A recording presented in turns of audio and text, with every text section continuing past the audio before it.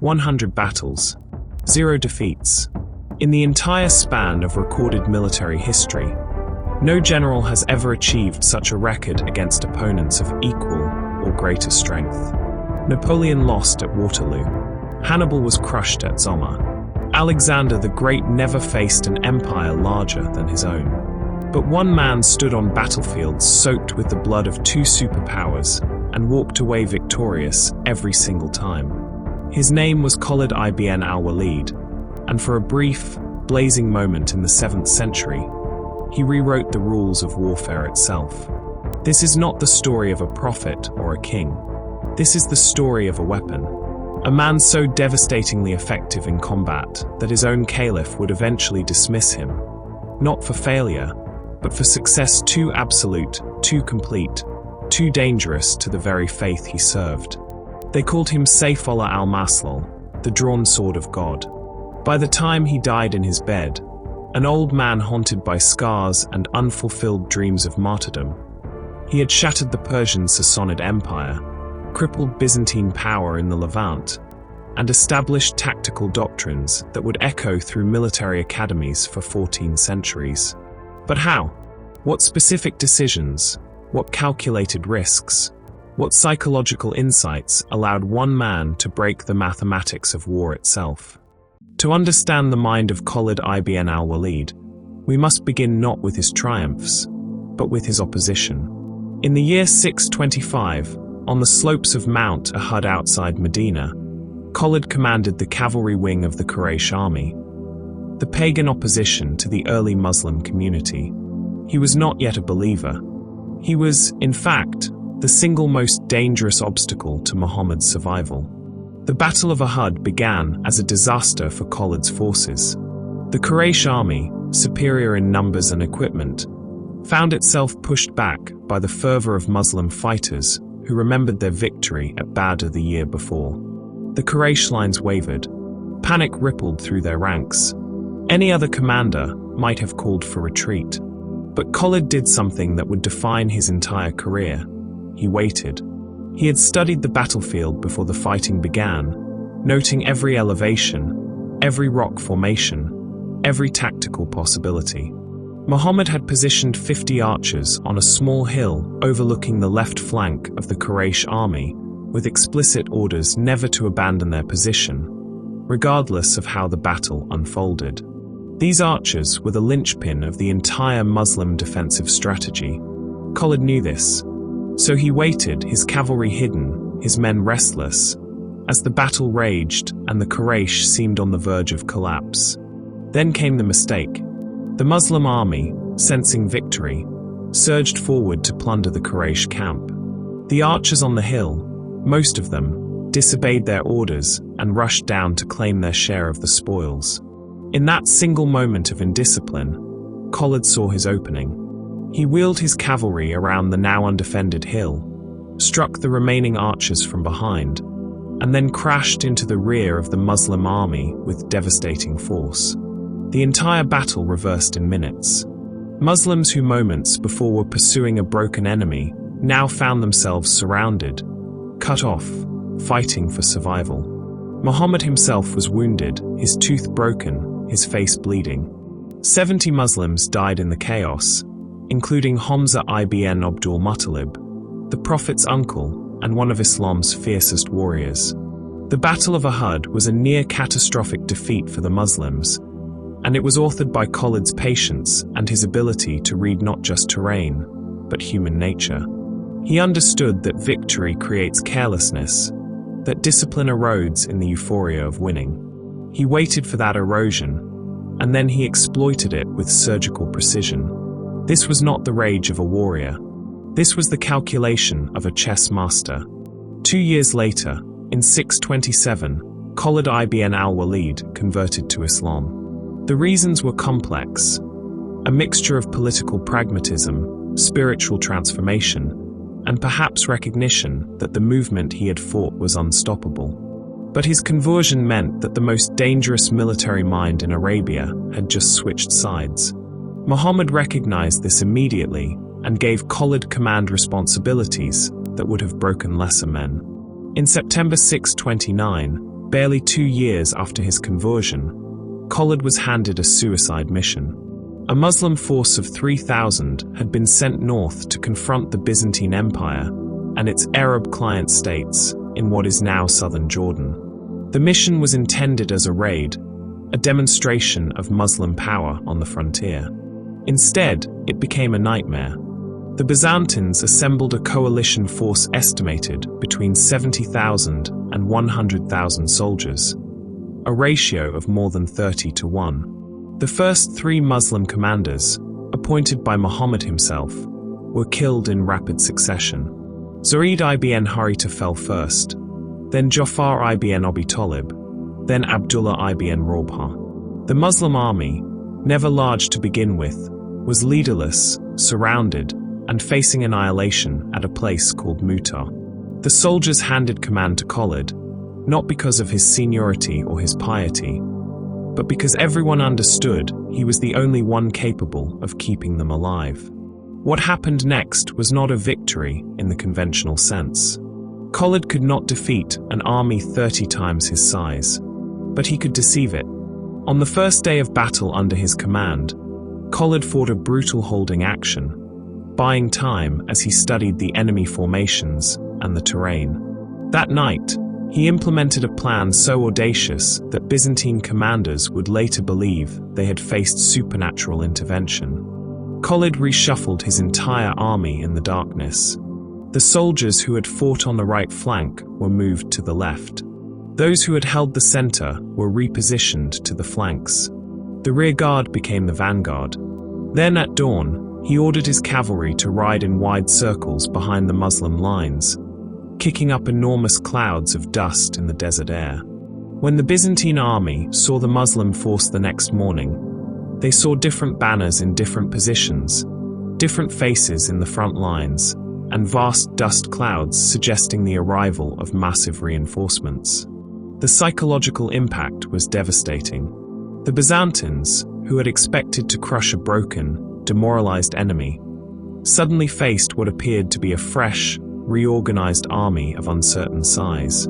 Khalid ordered probing attacks, not to break the Byzantine lines, but to maintain the illusion of confidence and strength. And then, over the course of 2 more days, he executed one of the most difficult maneuvers in all of warfare, a fighting retreat. He withdrew his army step by step, maintaining formation, preventing panic, keeping the Byzantine cavalry at bay with disciplined rearguard actions. The Byzantines, uncertain of Muslim numbers and wary of a trap, did not pursue aggressively.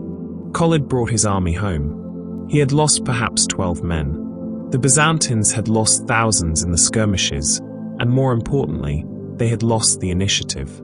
They had allowed a tiny Muslim force to escape from an impossible situation. In Medina, some criticized Khalid for retreating. They called him al-Farar, the one who ran away. Muhammad silenced them immediately. "No," the Prophet said. "He is not al-Farar. He is al-Kara, the one who attacks again and again." The Battle of Mutah established a principle that would define Khalid's career. A brilliant general knows not only how to win, but how to survive when winning is impossible. When Muhammad died in 632, the Arabian Peninsula erupted in chaos. Tribes that had submitted to Islam rebelled in what became known as the Ridda Wars. The first caliph, Abu Bakr, unleashed Khalid ibn al-Walid to crush these rebellions with a speed and ruthlessness that shocked even his allies. But the Ridda Wars were merely preparation for what came next. In 633, Abu Bakr made a decision that seemed almost insane. He would attack both the Byzantine and Persian empires simultaneously. These were the 2 superpowers of the known world, empires that had been locked in their own centuries-long struggle for dominance. Abu Bakr sent Khalid to conquer Persia. The Sassanid Empire, weakened by decades of war with Byzantium, but still possessing enormous resources and professional armies, underestimated the threat from Arabia. They would learn the cost of that mistake at a place called Walaja, on the banks of the Euphrates River in what is now Iraq. The Persian commander, Andarzagar, assembled a force significantly larger than Khalid's army, bolstered by Arab Christian allies who knew the terrain and the tactics of desert warfare. Andarzaghar was confident. He had numbers, he had position, and he had a battle plan that should have overwhelmed the Muslim force through pure attrition. Khalid studied the battlefield and saw something no one else saw: an opportunity to recreate history. 117 years earlier, at a place called Cannae in southern Italy, the Carthaginian general Hannibal Barca had executed the most devastating tactical maneuver in ancient warfare: a double envelopment, a pincer movement that surrounded and annihilated a Roman army twice his size. Military historians consider the Battle of Cannae the perfect battle, a tactical ideal so difficult to execute that most generals don't even attempt it. Khalid was about to attempt it against the Persians. The battlefield at Walaja was bordered by irrigation canals and riverbeds, natural obstacles that restricted movement. Khalid positioned his infantry in the center, deliberately weaker than the Persian center. On his flanks, he placed cavalry, but not all of his cavalry. The rest he hid in the dead ground of the riverbeds, invisible to Persian scouts. The battle began predictably. The Persian center, stronger and more numerous, pushed against Khalid's infantry. The Muslim center began to give ground, step by step, drawing the Persians forward. Andarzaghar saw what he thought was victory unfolding. His forces surged ahead, eager to break the Muslim lines completely. Then Khalid sprung his trap. The cavalry he had hidden in the riverbeds erupted from both flanks simultaneously, swinging wide around the Persian army. At the same moment, the cavalry that had been visible on the flanks wheeled inward. The Persian army, which had been pushing forward in a confident assault, suddenly found itself surrounded on all sides. The Muslim infantry that had been retreating now held firm, becoming an anvil. The cavalry became the hammer. The Persians were caught in a crushing vice with nowhere to retreat. The slaughter was absolute. Thousands of Persian soldiers died in a tightly packed killing zone where their numbers became a liability rather than an advantage. Andarzaghar himself was killed. The survivors scattered across the desert, pursued and cut down by Khalid's cavalry. Khalid had executed a perfect double envelopment with a smaller force against a professional army on their own territory. He had replicated Cannae, proving it was not a historical fluke, but a reproducible tactical masterpiece. Military academies today still study the Battle of Walaja as an example of how terrain, timing, and deception can overcome numerical superiority. But Khalid's greatest achievement was not a single battle. It was a campaign that should have been impossible. In 634, while Khalid was systematically dismantling Persian power in Iraq, the Byzantine Empire launched a massive counteroffensive in Syria. Multiple Muslim commanders were struggling to hold territory against professional Byzantine armies. Abu Bakr, now succeeded by Caliph Umar, sent an urgent message to Khalid: abandon the conquest of Persia and march to Syria immediately. The problem was geography. Khalid was deep in Iraq. Syria was more than 500 miles away across a waterless desert that no army had ever crossed. The established routes went north, following the Euphrates River, then west, a journey of weeks or months. Khalid decided to go directly across the desert. He selected an elite force of 800 cavalry, men and horses capable of sustaining brutal forced marches. To ensure water, he employed a tactic of shocking ingenuity. He took a herd of camels, forced them to drink enormous amounts of water until they were bloated, then sealed their mouths shut. The camels became living water tanks, storing liquid in their stomachs that could be extracted, often by slaughter, when the army was dying of thirst. The march across the Syrian desert took 5 days, each one a descent into hell. Men and horses collapsed from exhaustion. The heat was murderous, but Khalid pushed them forward relentlessly because he understood that speed itself was a weapon. If he arrived in Syria weeks before the Byzantines expected any reinforcement, he could shatter their sense of invincibility. He emerged from the desert like a ghost, his army half dead but operational. The Byzantines were not expecting him. Khalid immediately began engaging Byzantine forces before they could concentrate, winning a series of sharp, brutal skirmishes that destabilized the entire Byzantine defensive strategy. But the real test came at Yarmouk, a tributary valley of the Jordan River, in August 636. The Byzantine Emperor Heraclius assembled the largest army he could muster. Estimates range from 80,000 to 150,000 men, including heavy cavalry, Armenian infantry, and Arab Christian auxiliaries. The Muslim forces numbered perhaps 25,000 to 40,000, depending on which historical sources you trust. The Byzantines had every advantage: numbers, equipment, position, and the momentum of defending their own territory. The battle lasted 6 days, and it was on this killing ground that Khalid perfected his tactical masterpiece, the mobile guard. Traditional armies of the era fought in relatively static formations. Once the lines were set, movement was slow and cumbersome.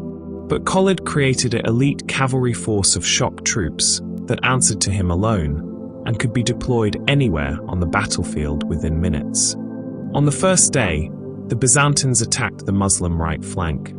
Khalid's mobile guard raced to reinforce it, blunting the assault. On the second day, the attack came on the left flank. The mobile guard was already moving before the assault fully developed. For 6 days, the Byzantines hammered at the Muslim lines, and for 6 days, Khalid plugged every gap with his rapid response cavalry. He was not just commanding the battle, he was conducting it like a symphony, moving pieces across the battlefield in real time, responding to threats before they could mature into disasters. But defense alone could not win at Yarmouk. On the 6th day, as the Byzantine army began showing signs of exhaustion and disorganization, Khalid saw his opening. He had noticed throughout the battle that the Byzantine left flank, positioned near the steep gorges of the Yarmouk River, was the most vulnerable point of their line. The terrain there restricted movement, and the troops seemed less disciplined than the center or right. Khalid concentrated his forces for one massive, coordinated assault. The mobile guard led the charge, smashing into the Byzantine left with the full weight of 6 days of tactical preparation behind them. The Byzantine flank crumbled. What had been a weak point became a catastrophic breach. Byzantine soldiers, pushed back toward the gorges, found themselves trapped between Muslim cavalry and a deadly drop into the ravine. Thousands fell or were pushed over the edge.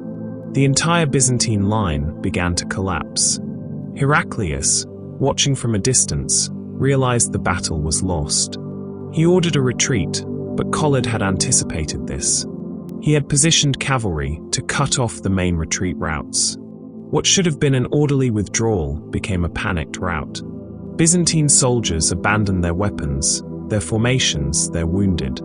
They were hunted down across miles of open ground.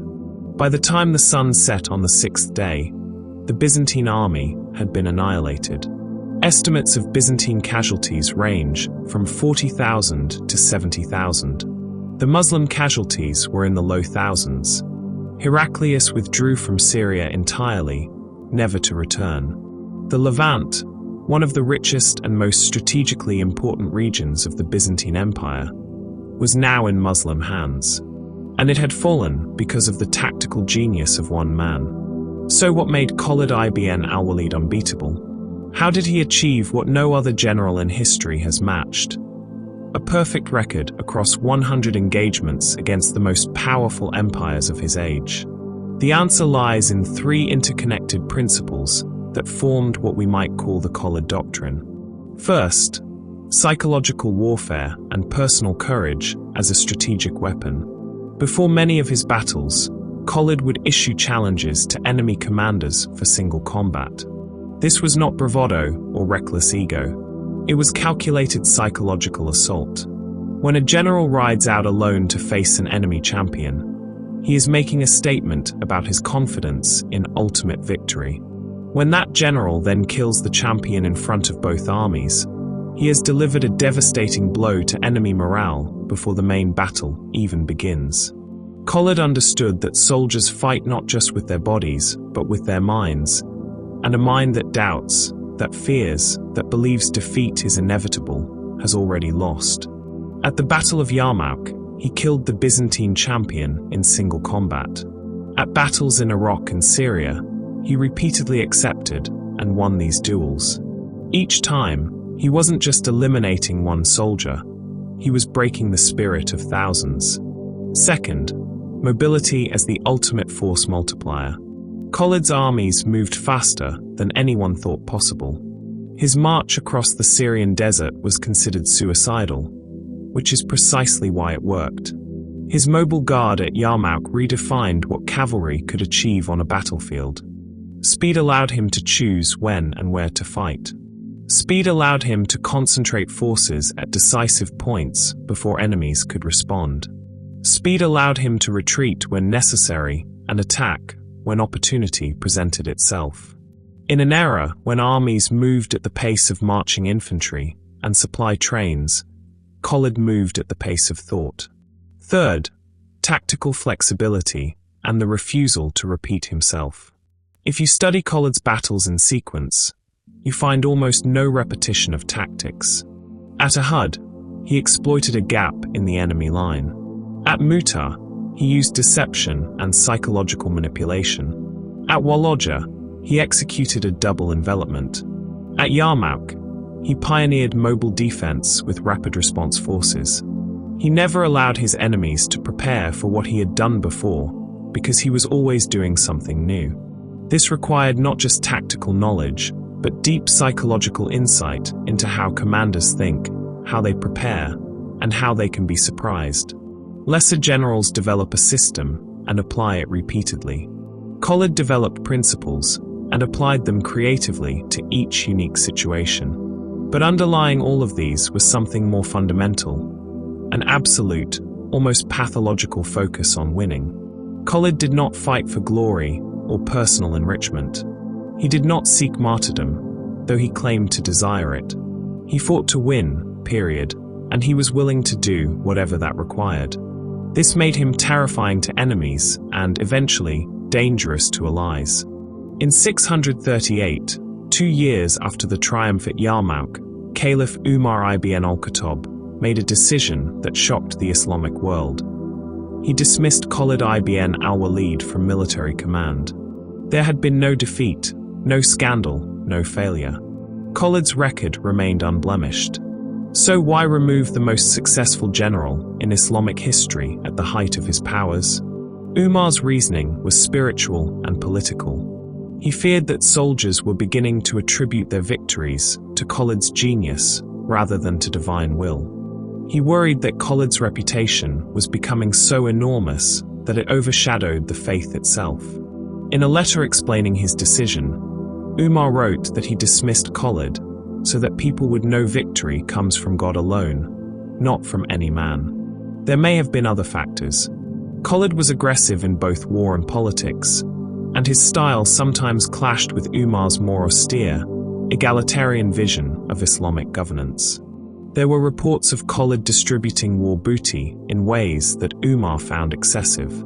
There were tensions between Khalid's pre-Islamic aristocratic background and the new Islamic order that sought to flatten old tribal hierarchies. But the core reason seems to have been precisely Khalid's success. He had become too indispensable, too legendary, too much the embodiment of Muslim military power. And Umar believed that such dependence on one man, no matter how brilliant, was spiritually dangerous. Khalid accepted his dismissal without rebellion, though sources suggest he was deeply wounded by it. He retired to Homs in Syria, and then to Medina, living quietly as the conquests he had enabled continued under other commanders. He died around 642, probably in his early 50s, in Medina or Homs. Historical sources differ on the exact location. On his deathbed, surrounded by the scars of 100 battles, Khalid spoke words that have echoed across 14 centuries. I have fought in so many battles seeking martyrdom that there is no spot on my body left without a scar from a sword, a spear, or an arrow. Yet here I am, dying in my bed like an old camel. May the eyes of cowards never find sleep. It is one of history's great ironies. The man who sought death in battle, who charged into impossible odds again and again, could not be killed by any enemy. He survived when he wanted to fall. He lived when he hoped to die as a martyr. And he passed away quietly, consumed not by enemy blades, but by time itself.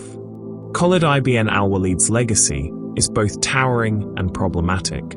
In military terms, his achievements speak for themselves. 100 battles, 0 defeats. The destruction of 2 empires' armies. The conquest of territories that would remain under Islamic control for centuries. Tactical innovations that are still studied in war colleges. A perfect record that no general before or since has matched at the same scale of conflict.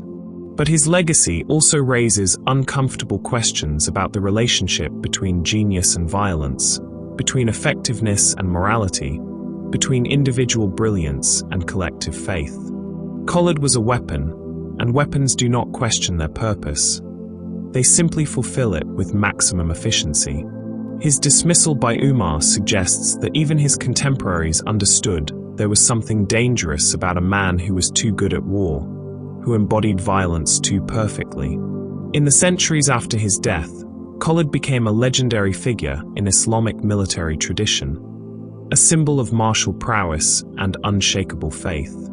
Military commanders from Saladin to modern Arab generals have invoked his name and studied his tactics. But he also became a figure of debate, with some praising his ruthless effectiveness and others questioning whether such effectiveness in conquest should be celebrated so unreservedly. What remains inarguable is this. For a brief period in the 7th century, one man changed the political map of the world through his understanding of terrain, psychology, mobility, and the brutal mathematics of combat. He fought the 2 greatest empires of his era simultaneously and broke them both. He never lost a battle that mattered. And when he died, he carried the scars of violence that could not kill him and the frustration of a warrior who survived every war. The question that haunts his legacy is not whether he was the greatest tactical general in history. The record makes a powerful case for that claim. The question is what it means to be perfect at something as imperfect as war, and whether we should celebrate or fear those who master the organized application of violence so completely that they become, in the words of his own title, a drawn sword in the hands of fate itself.